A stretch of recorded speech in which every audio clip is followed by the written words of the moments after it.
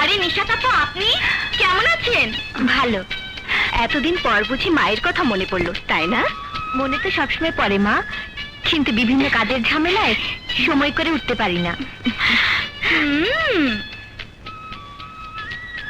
কি ব্যাপার মিস্টার রাজু, এত নীরব কেন? না মানে আর বলো না মা, ছেলেটি আমার বড় হতাশায় ভুগছে। এত হতাশ হলে চলবে কেমন করে? আরে এসব বাদ দাও, কি জন্য এসেছো তাও? আপু আর কি বলবে, আপু তো আমাদেরকে দেখতে এসেছে। তুই বড় বেশি কথা বলিস। দেখো, পড়তে বস। এখন বলো, কেন এসেছো?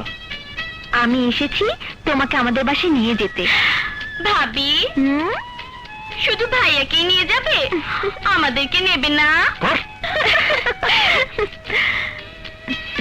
ওর কথায় কিছু মনে করো না মা। তা হঠাৎ রাজুকে তোমাদের বাসায় নিয়ে যাবে মানে? আব্বু রাজুর সঙ্গে পরিচিত হবেন তাই। তোমার বড়লোক বাবা পরিচিত হবে আমার মতো বেকার ছেলের সাথে? আমি যাব না বাবা। যাবি না মানে? অবশ্যই যাবি। না মানে মা, তুই না গেলে নিশাত তার বাবার কাছে ছোট হয়ে যাবে। তাছাড়া ওর বাবা তো তোর বাবার মতোই। যাও, ওকে ধরে নিয়ে যাও। এসো। আরে আরে কি করছো? এসো না। আচ্ছা যাচ্ছি। যাও ভাইয়া, হবু শ্বশুরের পায়ের ধুলো নিয়ে এসো। আরে তবে রে, চলো না। যাও। মতি মিয়া হুজুর, কেন জানি আজকাল নিজেকে বড় ক্লান্ত মনে হয়। জীবনের শেষ প্রান্তে এসে দাঁড়িয়ে মা মরা মেয়েটাকে একটা ভালো ছেলের হাতে তুলে দিতে পারলে তোমাকে নিয়ে হজ করে এসে বাকি জীবনটা আল্লাহ আল্লাহ করে কাটিয়ে দিতাম। হুজুর, আপনি অযথাই ভাবছেন। মামুনি বড় হয়েছে, নিজের জীবন সম্পর্কে ভাবতে শিখেছে। আব্বু, এসো রাজু। আব্বু, তুমি যার সাথে পরিচিত হতে চেয়েছিলে, এই সেই রাজু। রাজু আমার আব্বু। আসসালামু আলাইকুম। ওয়ালাইকুম আসসালাম। মতি মিয়া, তুমি যাও। আচ্ছা হুজুর। নিশাত মামুনি, তুমি আমাদের জন্য চা নাস্তার ব্যবস্থা করো, আমি ততক্ষণে রাজুর সঙ্গে আলাপ করি। ওকে আব্বু।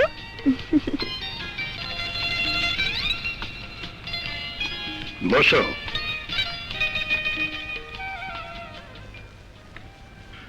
বাসায় কে কে আছেন? মা আর একমাত্র ছোট বোন।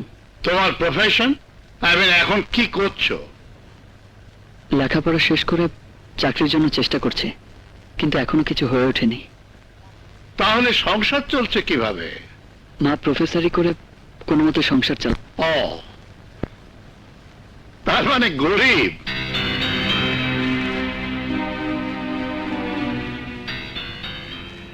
আচ্ছা, নিশাত যে তার কোটিপতি বাবার একমাত্র মেয়ে, তা নিশ্চয়ই তোমার জানা আছে। জি। নিশাতকে তুমি ভালোবাসো? জি। বাহ, চমৎকার। 4 মাস সামান্য প্রফেসরি করে তোমাকে উচ্চ শিক্ষায় শিক্ষিত করার জন্য অতি কষ্টে সংসার চালাচ্ছে, আর সেই ছেলে তুমি কিনা বড় লোকের একমাত্র মেয়ের সঙ্গে প্রেম করে ঘুরে বেড়াচ্ছ। বাহ!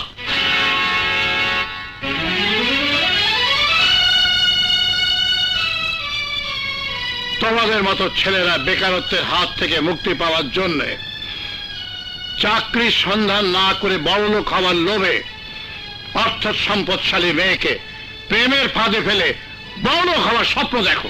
চৌধুরী সাহেব, আপনি ভুল বলছেন। আমি অর্থ প্রতিপত্তির লোভে আপনার মেয়েকে ভালোবাসিনি। আমি তোমাকে বড়লোক হওয়ার পথ খুলে দিচ্ছি। আমি তোমাকে ব্যবসার জন্য টাকা, প্রচুর টাকা দেব, কিন্তু শর্ত একটাই, তুমি নিশাতের জীবন থেকে সরে দাঁড়াবে। মাফ করবেন চৌধুরী সাহেব, আপনি হয়তো টাকা দিয়ে গোটা দেশটাকেই কিনতে পারবেন, কিন্তু এই রাজুর ভালোবাসাকে আপনার সমস্ত সম্পত্তির বিনিময়েও কিনতে পারবেন না। চৌধুরী সাহেব, আমি আমার শিক্ষা থেকে এইটুকু জেনেছিলাম, যারা বংশীয়ভাবে সম্পদশালী তাদের মন নাকি হয় সমুদ্র। আজ আপনার আচরণ আমার সেই ধারণাকে ভুলে পরিণত করেছে। যাবার আগে আমি আপনাকে নিশ্চয়তা দিয়ে যাচ্ছি, আমি আপনার মেয়ের জীবন থেকে দূরে সরে দাঁড়াবো। দাও, আই সে স্টপ। রাজু, আমি তোমার সাহসের তারিফ করি, কারণ আজ পর্যন্ত চৌধুরীর চোখের দিকে তাকিয়ে কেউ কথা বলার সাহস পায়নি। আর আজ তুমি অনেকটা বলেছেন, আরো কিছু বলবেন? হ্যাঁ বলতে চাই, আমি তোমার মতো সৎ, সাহসী, বুদ্ধিমান ছেলেকেই খুঁজছিলাম। আব্বু, রাজুকে তোমার পছন্দ হয়েছে? হ্যাঁ, ইন্টারভিউতে যখন পাশ করেছে তখন রাজুকে তো পছন্দ হতেই হবে।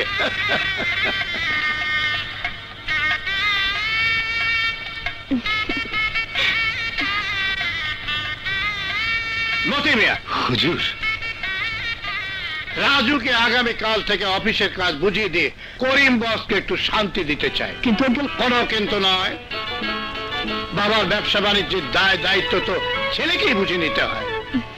তাছাড়া নিশাদ দেশের বাইরে গেলে আমাকে কে দেখবে?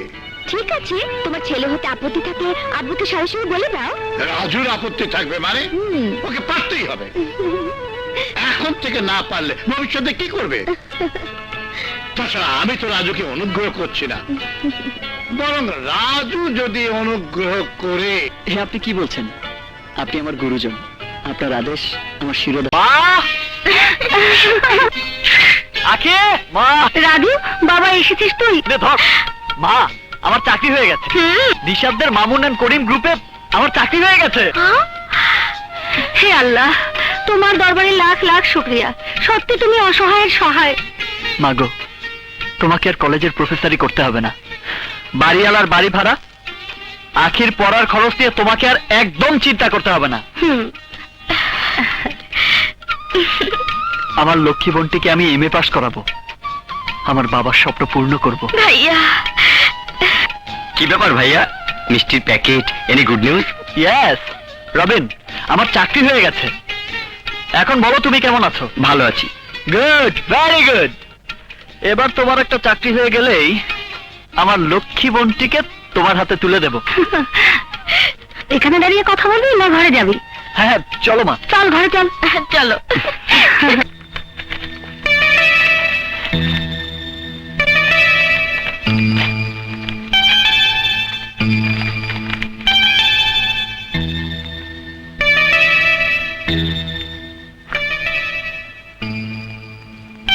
হিসাবে প্রায় 5 কোটি টাকার গরমিল। চিফ অ্যাকাউন্টেন্ট সাহেব, আমার চেম্বারে একটু আসুন।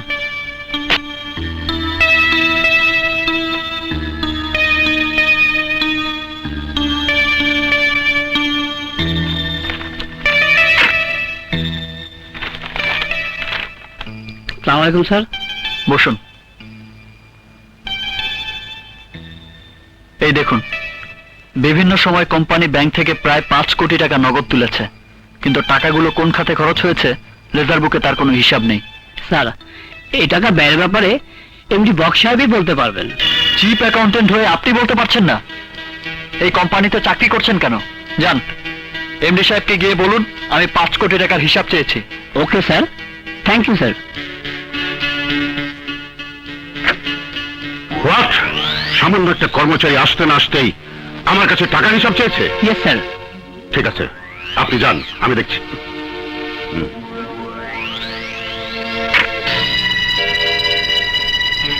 রাজু, চিফ অ্যাকাউন্টেন্টের কাছে শুনলাম তুমি নাকি আমার কাছে 5 কোটি টাকার হিসাব চেয়েছো। জি স্যার। মিস্টার রাজু, ব্যবসা বাণিজ্যের কিছুই তুমি বোঝো না, তাই ব্যবসার টাকা পয়সার হিসাব নিয়ে মাথা ঘামিও না। কিন্তু স্যার, এতগুলো টাকা। মিস্টার রাজু, যে বন্ধু জীবনে কোনোদিন আমার কাছে একটি টাকারও হিসাব চাইনি, আর তুমি কিনা তার প্রতিনিধি হয়ে, আই মিন একজন সামান্য কর্মচারী হয়ে আমার কাছে টাকার হিসাব চাইছো? স্যার, চৌধুরী সাহেব আমাকে সমস্ত ব্যবসার আয় ব্যয়ের হিসাব আপ টু ডেট করতে বলেছেন। এই দায়িত্ব পালন করার জন্য কোম্পানিতে একজন হিসাব রক্ষক আছে। সেটা আমি জানি, তাই আপনার বন্ধু চৌধুরী সাহেবের প্রতিনিধি হয়ে সমস্ত ব্যবসার হিসাব অডিট করার অধিকার আমার আছে। রাজু, মামুন চৌধুরীর সাথে দীর্ঘদিন ধরে তিলে তিলে যে বিশ্বাসের প্রাসাদ আমি গড়ে তুলেছি, আমি আশা করব সেই প্রাসাদে চির ধরার চেষ্টা তুমি করবে না। ওয়েল স্যার ওয়েল, বিশ্বাসের প্রাসাদ যে গড়ে তোলে তাকেই কিন্তু রক্ষা করতে হয়। আর প্রাসাদের ভিত যদি শক্ত হয় তাহলে সেই প্রাসাদের চির ধরা তো দূরের কথা, দেয়ালেও আঁচল লাগতে পারে না। মামুন অ্যান্ড করিম গ্রুপের ভিত অনেক শক্ত।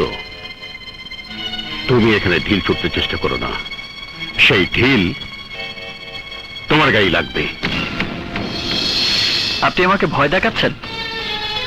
আপনিও জেনে রাখুন, অন্যায়ের বিরুদ্ধে ঢিল ছোড়াই আমার নীতি। আর যদি ঢিল ছুটতেই হয় তাহলে শক্ত হাতেই ছুড়ব।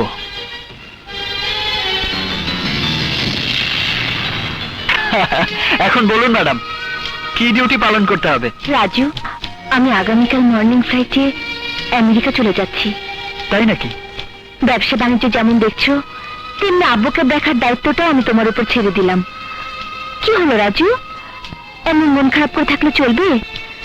তুমি দেখো, বিদেশ থেকে ফিরে এসে আমি তোমার বউ হব। লক্ষ্মী বউ।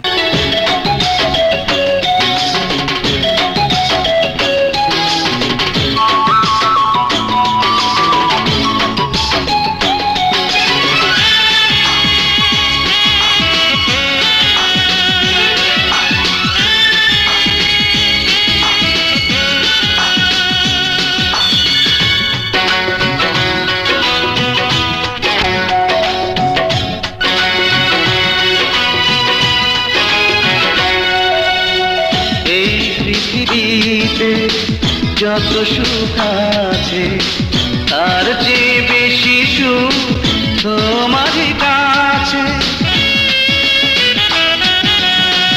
এই পৃথিবীতে যত সুখ আছে তার চেয়ে বেশি সুখ তোমার কাছে।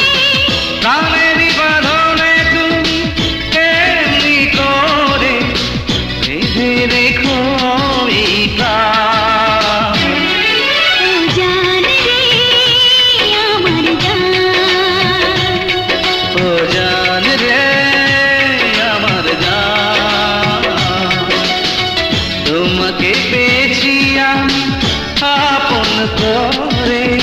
স্বর্গের সুখ যেন আমার ঘরে, এ যেন বিধাতার দান। ও জান রে আমার জান, ও জান রে আমার জান।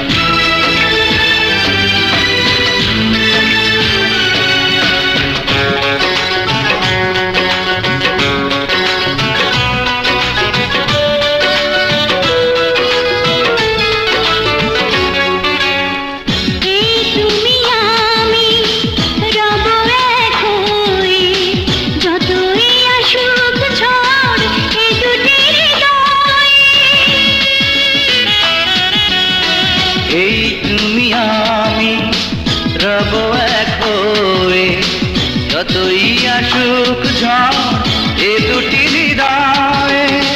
জীবনে মরণে শুধু ভালোবেসে যাব, চাই না তো প্রতিদান।